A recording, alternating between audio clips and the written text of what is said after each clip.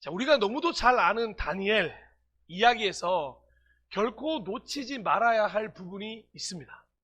물론 주인공인 다니엘 너무도 중요한 인물입니다. 그리고 세 친구도 중요합니다. 그래서 우리는 최소한 세 친구의 이름 정도는 알았으면 좋겠습니다. 다니엘과 세 친구의 이름은? 네, 정말 자신있게 얘기하시는군요. 와, 현장에서 이렇게 자신있게 얘기하는 것도 처음 들어봤네요.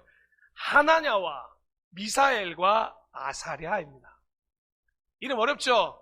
그런데 우리 이 세 친구도 정말 중요한 역할을 했으니 이분들의 이름도 좀 하나냐, 미사엘, 아사랴 분들도 기억해 줬으면 좋겠습니다. 그런데 다니엘서 초반에는 이 다니엘과 세 친구보다 훨씬 더 중요한 인물이 등장합니다. 사실 다니엘서를 앞으로 1장부터 쭉 이어나가게 만드는 호명되지 않은 영웅 한 사람이 등장하는데, 바로 앞으로 다니엘과 세 친구가 구별된 삶을 살아갈 수 있도록 첫 도움으로 조력자가 되어준 이 사람을 우리는 반드시 기억해야 할 것입니다. 그는 엘리에셀처럼 이름조차 없습니다. 단지 그의 직분만이 등장할 뿐인데요. 그는 내시부 대신이었던 환관장이 임명한 감독관이라는 사람입니다. 오늘 이 감독관에 대해서 함께 나누고자 합니다. 남유다가 멸망하면서 왕과 귀족의 자손 가운데서 많은 사람들이, 특별히 소년들이 바벨론으로 포로가 되어 끌려가게 되었습니다. 그들은 왕궁에서 왕을 모실 수 있도록 바벨론의 언어, 바벨론의 문학을 배우게 됩니다. 그런데 왕은 억지로 배우게 하는 게 아니라 특별히 상을 내려주면서 그들을 구슬려 배우게 만들었습니다. 그러니까 유대인들이 특별히 자존심이 셌단 말이에요. 그러다 보니까 바벨론 문학을 처음에 한번 가르쳐 보니까 그냥은 배우려고 하진 않는 거예요. 그러니까 다른 방법을 선택해 봐야겠다, 특별히 상을 내리면서 한번 가르쳐 봐야겠다 하면서 이런 선택을 하게 됩니다. 다니엘서 1장 5절입니다. 또 왕은 그들에게 날마다 궁중 요리와 술을 주면서 앞으로 어전에서 일을 볼 수 있도록 3년 동안 훈련을 받게 하였다. 자, 그냥 훈련을 받게 하는 게 아니라 어떻게 해요? 날마다 왕이 먹는 궁중 요리와 술을 주었다는 거죠. 그러니까 이 바벨론에서로 끌려온 소년들이 포로로 끌려온 소년 같은 느낌이 아니라 왕의 정말 대접을 받는 소년들 같은 느낌이 들도록 만들어 주었다는 것입니다. 아마도 꽤 많은 소년들이 이 궁중 요리와 술에 익숙해져 갔을 것입니다. 어떻게 보면 말이죠, 나라는 망했으니 이 바벨론을 끌려왔어요. 그럼 이 바벨론에서 출세해서 자기의 이름을 길을 알리고 자기가 부자가 되는 것도 나쁘지 않다고 생각해서 재빠르게 유대인의 옷을 벗어버리고 바벨론으로 갈아탄 이들도 분명히 등장했을 것입니다. 이런 특별한 대우를 받게 되면 포로가 아니라 무엇인가 대접받는 사람처럼 느끼기 때문에 아마 경계심도 꽤 많이 허물어져 갔을 것입니다. 그러나 언제나 하나님의 사람은, 하나님의 사람이라고 불리는 사람들은 이러한 상황 속에서 변함없이 구별된 삶을 사는 사람들입니다. 하나님의 방법으로 사는 삶을 이곳에서도 선택하게 되는 사람을 하나님의 사람이라 부르는 것 아니겠습니까? 바로 다니엘과 하나냐와 미사엘과 아사랴는 이 왕이 내린 음식, 왕이 내린 포도주로 자기를 더럽히지 않겠다라고 마음을 먹게 된 것입니다. 그러니 즉 우상신, 이 바벨론의 왕, 신으로 불렸던 이 사람의 이름을, 그 사람에게 바쳐지는 음식을, 그 사람이 내려준 술을 마치 우상이 내려준 술처럼 생각하고 자신을 더럽히지 않겠다고 결단했다는 것이죠. 쉽지 않은 결정이었습니다. 혹시라도 튀는 행동을 하면 바로 죽을 수도 있는 겁니다. 여러분, 대접을 받는다고 해서 포로의 신분이 바뀌었던 게 아닙니다. 여전히 포로였습니다. 그런데 왕이 내려준 음식을 거부했다, 튀는 행동을 했다, 얼마든지 죽이고 새로 소년들을 데리고 오면 됩니다. 그게 바벨론이 할 수 있는 일이었습니다. 그러니 아직 어린 소년들이었던 그들은 하나님 앞에서 죽음까지도 각오하고 하나님의 사람으로 구별되어야겠다고 결정했다는 거죠. 그리고 그들 중에 다니엘이 대표로 그저 당장 먹지 않는 것으로 끝나는 게 아니라 앞으로도 내가 계속 먹지 않아야겠다고 생각하고 누구를 만나러 가냐면 환관장을 찾아가 도움을 요청했다는 것이죠. 이렇게 하나님의 사람이 움직일 때 그럼 하나님은 가만히 계실까요? 저는 언제나 역사 속에서 하나님의 사람들이 움직일 때 하나님도 동일하게 움직이심을 믿습니다. 그리고 하나님이 어떻게 움직이셨는지 다니엘서 1장 9절은 이렇게 이야기합니다. 하나님은 다니엘이 환관장에게서 호의와 동정을 받도록 해주셨다. 할렐루야. 자, 다니엘의 이런 결단을 그저 지켜보고만 계셨던 게 아니라 하나님은 이미 환관장의 마음을, 자, 이 환관장은 왕의 마음을 가장 가까이서 했던 내시 중에 대신이었습니다. 그러니 내부에 있는 일들을 거의 다 주관하던 사람이 이 환관장이었어요. 그런데 그 환관장의 마음을 돌리사 호의와 동정을 받도록 해주셨다는 거죠. 그런데 그냥 호의와 동정을 받게 해주셨다고 되는 게 아니라 아마도 다니엘과 세 친구는 평상시의 삶에서도 꽤나 괜찮은 삶을 살았던 것으로 보입니다. 바벨론의 역사의 기록에 보면 이 다니엘과 세 친구에 대한 이야기를 나오는데 그들은 매우 성실했고 주어진 임무를 잘 마쳤던 인물이라고 되어 있습니다. 혹시라도 환관장을 아무나 만날 수 있다고 생각하신다면 죄송합니다. 완전한 착각입니다. 환관장은 아무나 만날 수 있는 사람이 아니었습니다. 특별히 바벨론으로 끌려온 포로였던 소년이 환관장을 만나는 건 거의 불가능한 일이었습니다. 그런데도 불구하고 하나님의 도우심 그리고 삶의 속에 열심이 겹쳐져서 환관장이 보기에도 충분히 다니엘과 세 친구는 이 사람에게 호의를 베풀어도 되고 동정을 베풀어도 될 만한 인물이었다는 거죠. 거기다가 하나님의 손길까지 더해지니 자, 어떻게 해요? 하나님의 좋은 결실 맺을 수 있을까요? 그런데 반전은 또 한 번 일어납니다. 이렇게 호의와 동정을 받았던 환관장임에도 불구하고 거절합니다. 다니엘이 도와달라고 하는 손길에 거절합니다. 혹시라도 왕이 명령한 음식과 술을 주지 않았다가 다니엘과 세 친구의 건강이 나빠지기라도 한다면 당장 자신에게 피해가 올 걸 두려워했기 때문입니다. 하나님의 호의와 동정을 받았지만 환관장은 거절했죠. 그런데 너무도 다행인 또 반전이 있는데 거기서 환관장이 이 다니엘과 세 친구를 돌려보낸 게 아니라 방법이 하나 있긴 한데 영화에서 보면 이 말이 나올 때 모든 게 풀려나가는 거 아십니까? 음악도 왠지 경쾌한 음악으로 막 딴딴딴딴 막 바뀌면서 내게 하나 있긴 한데 그게 비밀인 거죠. 그러면서 누구를 소개시켜주냐면 자신이 임명했던 감독관 한 사람을 슬쩍 소개시켜 주는 것입니다. 사실은 소개를 시켜주는 것이지만 자신이 책임을 묻고 싶지 않아 그 사람에게 책임을 넘기는 거죠. 다니엘서 1장 11절입니다. 그래서 다니엘은 내시부 대신의 지시대로 자기와 하나냐와 미사엘과 아사랴를 맡아 보살피는 감독관에게 청했다. 아멘. 자, 여기서 처음으로 오늘 호명되지 않은 그 사람이 등장합니다. 감독관이죠. 사실 다니엘과 세 친구에 대해서 그 누구보다 잘 알고 있었던 사람 바로 이 감독관이었습니다.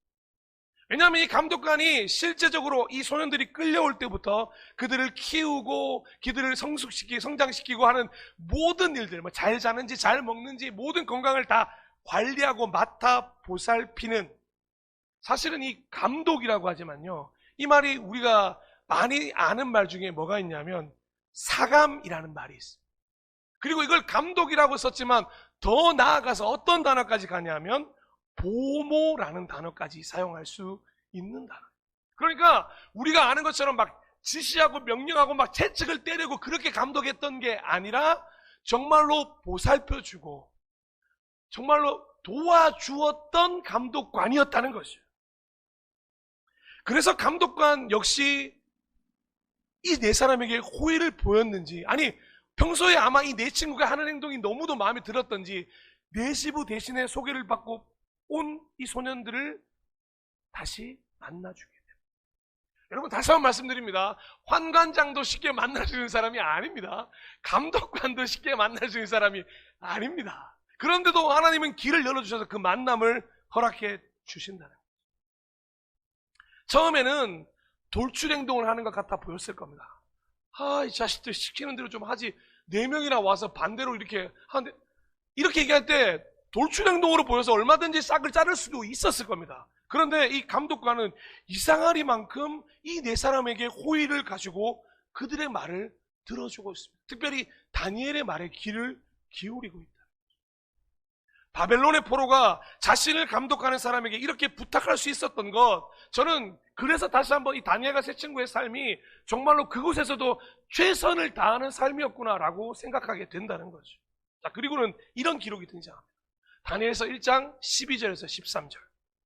부디 이 종들을 열흘 동안만 시험하여 보시기 바랍니다. 우리에게 채소를 주어 먹게 하고 물을 주어 마시게 하여 보시기 바랍니다. 그런 다음에 우리의 얼굴빛과 왕이 내린 음식을 먹는 젊은이들의 얼굴빛을 비교하여 보시고 이 종들의 요청을 처리하여 주시기 바랍니다. 아멘. 또박또박 정확하게, 이성적으로, 합리적으로 정확하게 전달을 잘 했지요. 다니엘과 세 친구는 궁중요리와 술을 거부하고 뭘 선택했습니까? 채소와 물을 선택했습니다. 그리고는 10일 후에 자신들의 건강을 요리와 술을 먹은 이들과 비교해 달라는 부탁이었어요. 여러분, 이걸 2024년에 부탁했다면 그들은 정말 탁월한 부탁을 한 것이 맞습니다. 열흘 동안 기름진 궁중요리와 술을 먹는 것보다 채소와 물을 먹는 게 현재 건강상으로도 훨씬 더 얼굴빛이 좋을 수밖에 없습니다. 그런데 당시는 2024년이 아니었잖아요. 이런 과학적 근거도 없었을 것입니다. 분명히 자신을 더럽히지 않기 위하여 그런 선택을 했을 것입니다. 그런데 그럼에도 불구하고 그 야채와 물을 선택한 다니엘과 세 친구는 당연히 과학적으로도 자연스럽게도 이성적으로도 그 궁중요리와 술을 먹던 이들과는 당연히 좋을 수밖에 없었던 거죠. 여러분, 열흘 연속 술을 먹어본 적이 없습니다만 먹어본 적이 있으신 분에게는 한번 여쭙고 싶습니다만 없겠죠? 말이 꼬이네요. 제가 홍식 안 물어보겠습니다. 예. 열흘 동안 술을 마셔서 얼굴빛이 좋을 가능성이 있을까요? 아무리 맛있는 음식이라도 열흘짜리 궁중 요리를 배부르게 먹고 나면 피부가 좋을 리가 있겠습니까? 분명히 어떤 근거를 가지고 얘기한 게 아닌데 어떻게 보면 탁월한 선택이었다는 걸 지금 알게 된다는 거죠. 그런데 이 황당한 부탁, 감독관이 듣기에는요, 죄송한데 이 감독관 이 음식 못 먹습니다. 이거 감독관에게는 허락되지 않은 음식이에요. 감독관은 이 술과 궁중 요리를 먹을 수가 없는 직분입니다. 그런데 그걸 거부하겠다고 하니 이 얼마나 당황스러운 제안입니까? 그런데 이때 감독관이 어떻게 화답하는지라고 보십시오. 다니엘서 1장 14절. 그래서 감독관은 그 말을 따라서 열흘 동안 시험해 보았다. 그런데 사실 시험해 보았다는 말보다 공동번역에 등장하는 이 번역이 조금 더 정확한데, 공동번역을 한번 보십시오.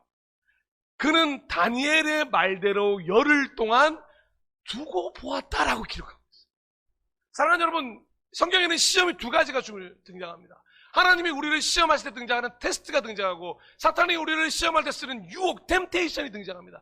여기서 시험하여 보았다, 두고 보았다는 말은 이 다니엘과 세 친구를 유혹해서 어떤 공지에 빠뜨리게 하는 행동이 아니라 마치 하나님이 테스트하듯이 그들의 신앙의 성장을 위해 시험했다는 태도로, 그 단어로 해석할 수 있다는 거죠.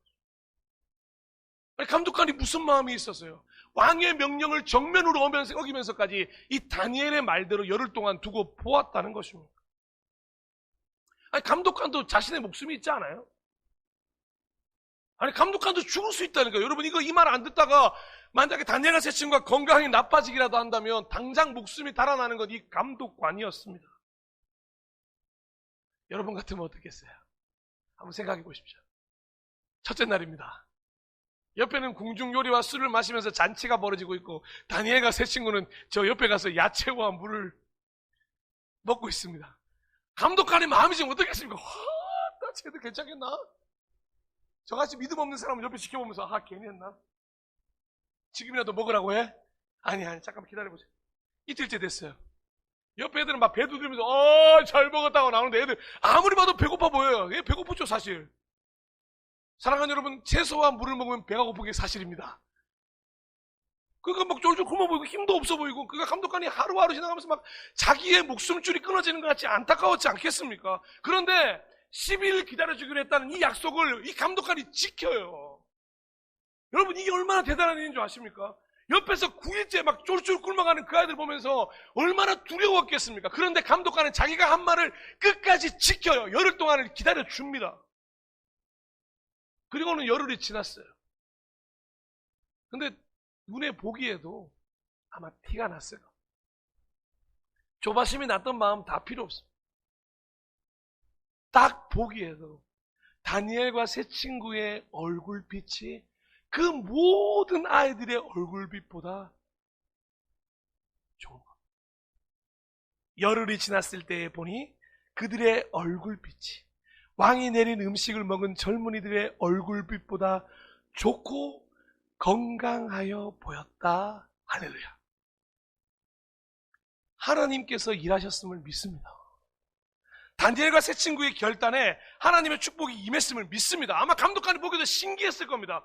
그래서 감독관은 여기서 아주 중요한 결단을 하게 됩니다. 제가 사실 이 호명되지 않은 영웅이라는 이름을 진짜 이 감독관에게 주고 싶었던 가장 큰 이유는 다니엘이 가장 원했던 것, 앞으로도 평생 왕이 주는 음식과 왕이 주는 술은 내가 먹지 않겠다는 걸, 그걸 도와주는 조력자가 된다는 것입니다. 오늘 읽었던 16절의 말씀, 감독관은 그들에게 지정된 음식과 마실 포도주를 주지 않고 채소를 계속 주어 먹게 하였다. 아멘.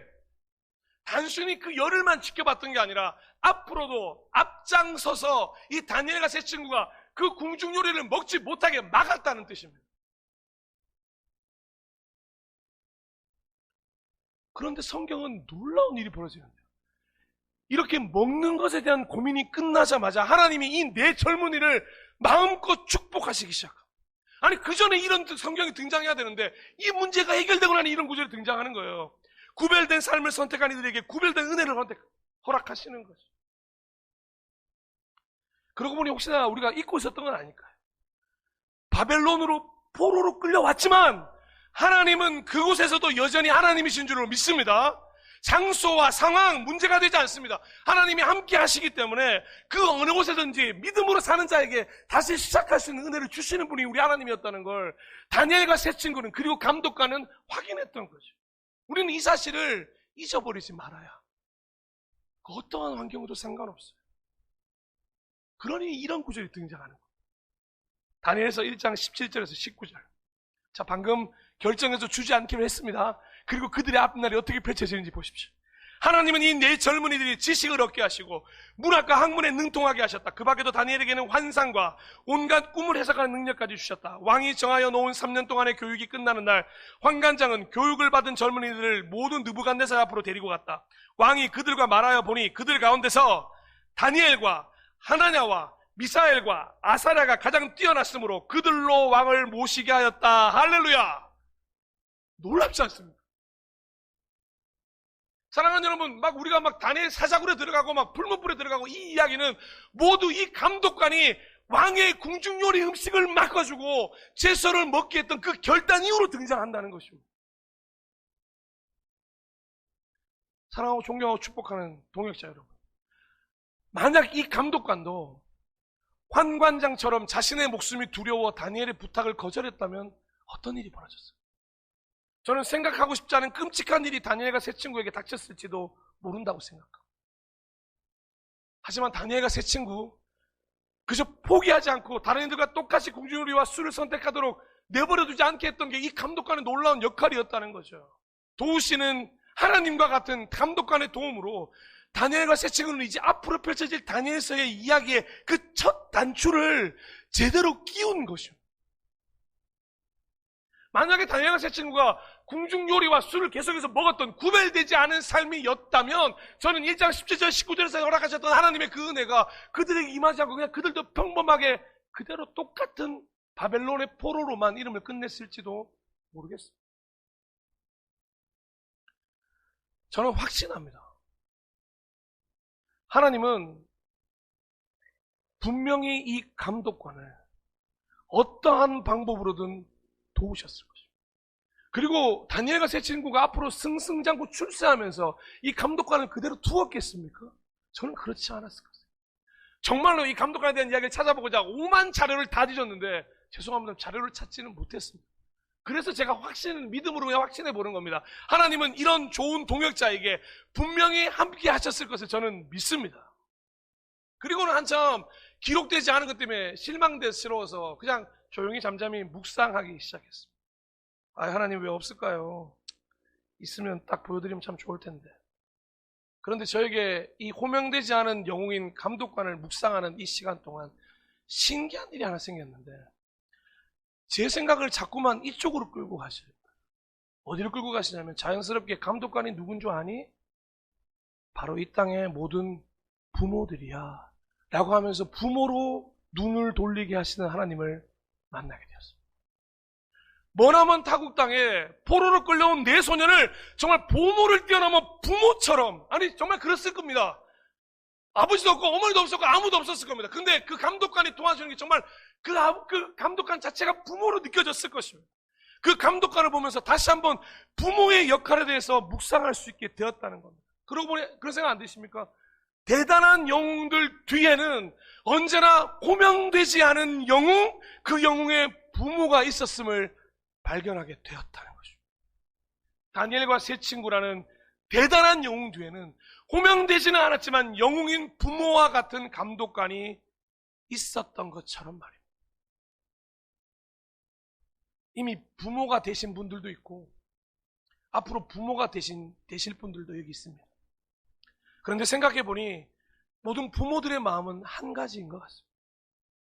자신들의 이름은 호명되지 않아도 좋으니 자녀들은 호명되는, 알려지는 유명한 영웅이 되었으면 좋겠다는 바람 말입니다. 자녀를 위하여 자신의 이름마저 버리고 그저 부모란 이름으로 남아도 좋으니 그 자녀만을 잘 되기를 바라는 그 마음, 여기 먼저 부모가 되신 모든 분들에겐 다 있는 줄로 저는 믿습니다. 부모의 마음까지는 아닌지 몰라도, 아직 부모가 되지 몰라도 그 마음까지 모르는지 몰라도 어찌 부모뿐이겠습니까? 저는 교회 안에서 양육하는 교사도 마찬가지라고 생각합니다. 우리 지우와 성현이를 대해주시는 그 마음도 똑같다고 저는 생각을 합니다. 교회에서 다음 세대를 바라보는 어른 세대들의 마음도 이와 동일하다고 생각합니다. 이 호명되지 않은 영웅들의 소원은 자신의 섬김, 자신의 조력을 통하여 누군가가 호명되는 영웅이 되기를 원하는 것 아니겠습니까? 저는 우리 부모님들이 이 마음을 가지고 있다고 확신합니다. 그리고 이게 얼마나 놀라운 삶인지를 조금씩 아직 철이 덜 들어 잘 모릅니다만 깨달아 가고 있습니다.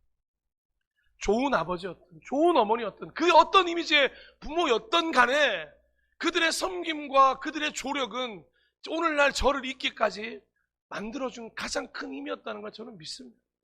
때로는 힘들 때도 있었죠. 때로는 부딪힐 때 없었겠습니까?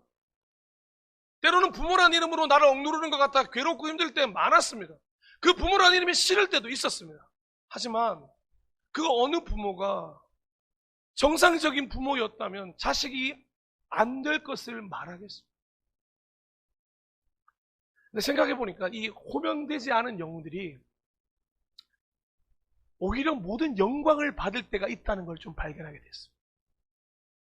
바로 호명된 영웅이 호명되지 않은 영웅을 진짜 영웅이라고 소개할 때였다는 것입니다. 이것과 관련돼서 많은 이야기들이 있지만 저에게는 좀 특별했던 이야기가 있어서 잠시 지난 여름에 파리 올림픽 배드민턴장으로 좀 시간을 돌려보고자 합니다. 모두 배드민턴에서 누구를 주목했었죠? 안세영의 등장으로 박수를 칠 때 사실 배드민턴계에서는 더 큰 또 다른 축제가 있었는데 바로 2008년 베이징 올림픽 이후에 16년 만에 결승에 진출했던 혼합복식에 김원호, 정나은조의 은메달 소식이었어요. 이 메달 전에 기억나십니까? 우리 그 잘생긴 용대 선수의 윙크. 저는 잘 못합니다만 죄송합니다. 화내지 마시고요. 하여튼 윙크요. 그 이후로 16년 만에 이런 일이 벌어졌다는 거죠. 이 두 선수 중에 정나은 선수에 대한 이야기를 잠깐 나누고자 합니다. 배드민턴 혼합복식에서 은메달을 획득한 우리나라 정나은 화순군청의 소속 선수는 돌아가신 어머니에 대한 사연을 전하며 눈물을 흘렸습니다. 정나은은 엄마 핸드폰에 저장된 내 이름이 올림픽 금메달리스트 정나은이었다며 엄마와 약속한 금메달을 따지 못했지만 그래도 지금 엄마가 자연스럽게 생각하실 것 같다고 말했습니다.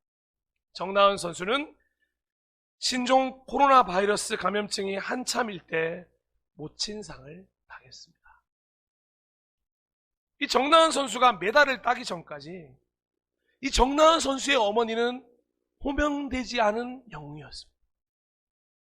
그저 딸이 금메달리스트가 될 수 있도록 돕고 보살피고 섬기고 뒷바라지하던 부모였습니다.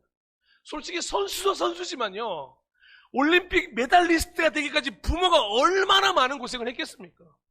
그리고 이 20살 초반이었던 딸을 두고 먼저 세상을 떠나야만 했던 그 어머니의 심정은 얼마나 괴로웠겠습니까?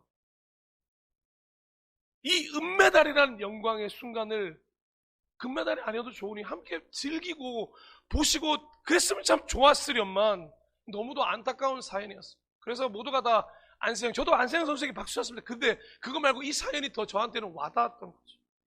그래서 정나은 선수는 메달을 딴 소감으로 호명되지 않은 영웅이었던 어머니를 세상 그 누구보다 뛰어난 영웅이라고 우리에게 소개시켜 준 것을 보고 저는 너무도 큰 감동을 받았습니다. 우리는 이 감독관의 이름을 알지 못합니다. 그냥 다니엘과 세 친구의 감독관입니다. 앞으로도 이 사람의 이름을 몰라서 그저 감독관으로만 호명해야 될지도 모르겠습니다. 하지만 달라진 것은 최소한 우리 교회에서부터 이 감독관을 호명되지 않은 영웅이 아니라 호명된 영웅으로 다니엘과 세 친구가 우리에게 소개시켜준, 우리에게 이어준, 오늘로부터는 호명된 영웅으로의 감독관으로 기억했으면 좋겠습니다.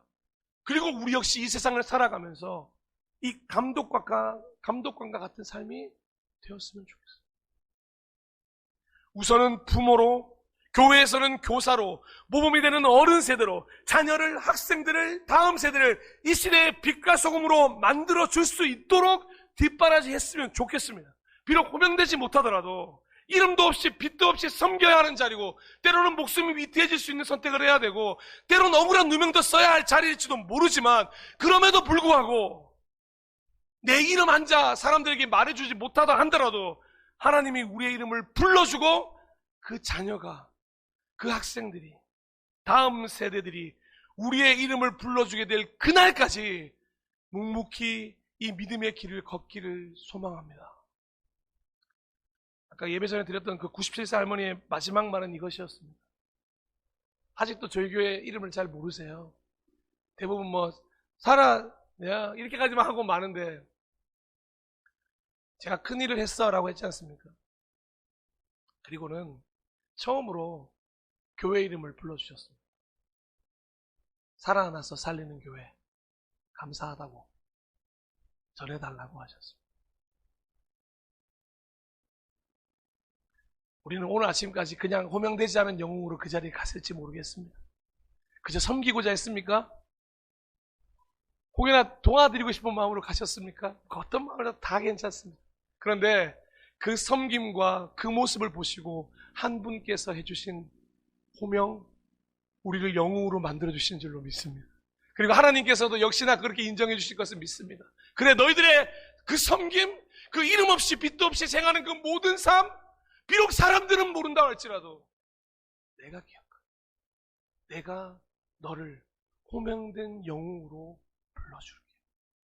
우리 그렇게 불러주시는 하나님과 불러주실 누군가가 있음을 기억하면서, 그리고 우리도 우리를 영웅으로 만들어주신 부모를 생각하면서, 또 자녀분들은 그런 부모들이 또 되기를 소망하면서 마지막으로 이 자리를 빌려 이런 인사를 좀 드리고 싶습니다.